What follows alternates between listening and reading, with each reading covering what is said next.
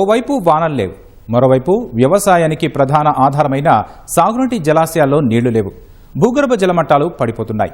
ఇప్పటికే సాగునీటి కోసం రైతులు హరిగోస పడుతుండగా తాగునీటికి సైతం ఇబ్బందులు ఏర్పడే అవకాశం కనిపిస్తోంది. ఉమ్మడి కరీంనగర్ జిల్లాలో ఎల్నినో ప్రభావం మరికొద్ది రోజుల్లో తీవ్ర రూపం దాల్చనుంది.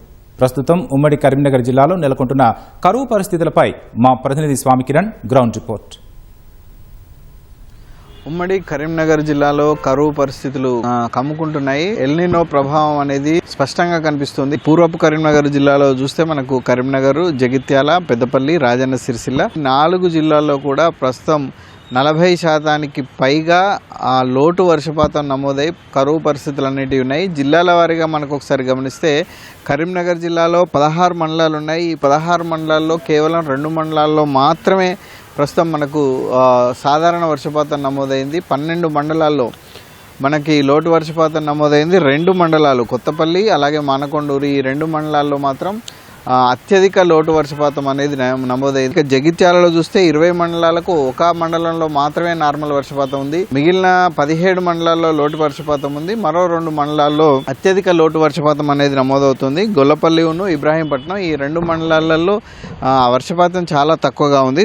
పెద్దపల్లి జిల్లాలో 14 మండలాలకు గాను 4 మండలాల్లో సాధారణ వర్షపాతం ఉంది. మిగతా అన్ని మండలాల్లో కూడా లోటు వర్షపాతమే నమోదైంది. దీంతోపాటు సిరిసిల్లకు సంబంధించి 13 మండలాల్లో కేవలం ఒక మండలంలో మాత్రమే మనకు సాధారణ వర్షపాతాలు ఉన్నాయి. మిగిలిన 12 మండలాల్లో అసలు లోటు వర్షపాతం అనేది నమోదైంది. ఇక మొత్తంగా గమనిస్తే మనకు 73 మండలాలకు గాను 8 మండలాల్లో మాత్రమే ప్రస్తుతం సాధారణ వర్షపాతం కురిసింది. మిగిలిన 50 మండలాల్లో లోటు వర్షపాతం ఉంది. ఒక 5 మండలాల్లో మాత్రం అత్యధిక లోటు అనేది వర్షపాతంలో నమోదైంది. ఈ వర్షాలు లేవు. దీంతోపాటు ఈ కరీంనగర్ జిల్లాకు జీవనాధారమైనటువంటి ప్రాజెక్టుల్లో కూడా ప్రస్తుతానికి నీళ్ళు లేవు. ఈ కరీంనగర్ జిల్లాకు జలప్రదాయని అయినటువంటిది శ్రీరామ్ సాగర్ ప్రాజెక్టు. ఈ శ్రీరామ్ సాగర్ ప్రాజెక్టులో ప్రస్తుతం కేవలం 20 టీఎంసీలు మాత్రమే ప్రస్తుతం నీళ్లు అందుబాటులో ఉన్నాయి. మిడ్ మానేరు, లోయర్ మానేరు, ఎల్లంపల్లిలో 20 టీఎంసీలకు ప్రస్తుతం అక్కడ 7 టీఎంసీల వాటర్ మాత్రమే ఉంది. అటు లోయర్ మానేరు, ఇటు మిడ్ మానేరు, ఈ 2 గమనించినా కానీ గత ఏడాది జూలైతో పోలిస్తే 1 టీఎంసీ నీటి నిల్వ అనేది తక్కువగా ఉంది.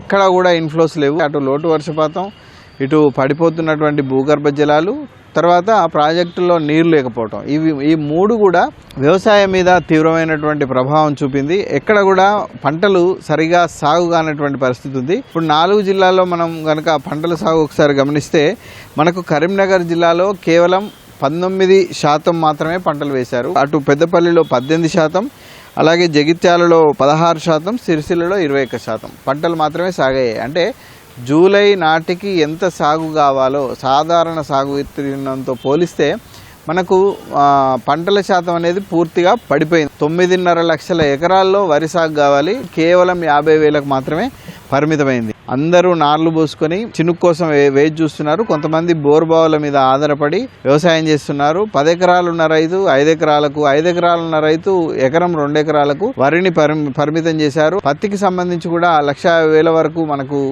సాగైనట్టుగా మనకు తెలుస్తుంది. కానీ వేసిన పత్తి విత్తనాలు ఎక్కడికక్కడ ఎండిపోతున్నటువంటి పరిస్థితి మనకు ఉమ్మడి కరీంనగర్ జిల్లాలో కనిపిస్తుంది. ఇటు మొక్కజొన్న కూడా ఏమాత్రం ఎక్కడ కూడా పంట లేదు.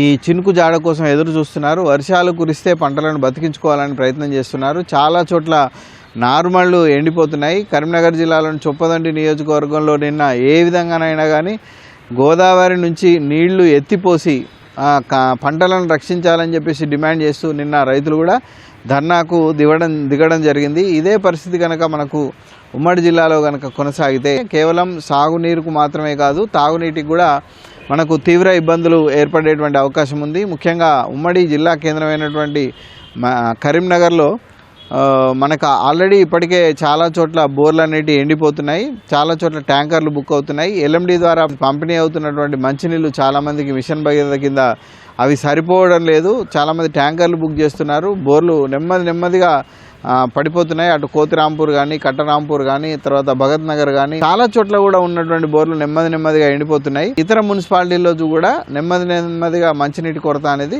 ప్రారంభమవుతుంది. మొత్తానికైతే ఎల్నినో ప్రభావం ఉమ్మడి కరీంనగర్ జిల్లా మీద స్పష్టంగా కనిపిస్తుంది. ప్రభుత్వం రైతులకు ప్రత్యామ్నాయ పంటల ప్రణాళిక ఇచ్చినా దాన్ని ఎవరు పాటించేలా కనిపించట్లేదు. వీలైనంత వరకు వేసుకునే పంటలను రక్షించుకోవడానికే ఎక్కువ మంది ప్రయత్నం చేసే పరిస్థితి కనిపిస్తుంది. ఇది మనకు ఉమ్మడి కరీంనగర్ జిల్లాలో కనిపిస్తున్నటువంటి కరువు పరిస్థితి. ఇంకా ఈ పరిస్థితి కనుక అంటే వర్షాలు ఇంకొక వారం 10 రోజులు ఇట్లాగే పడకుండా కనుక ఉంటే పరిస్థితి మరింత తీవ్రమైనటువంటి అవకాశం ఉంది.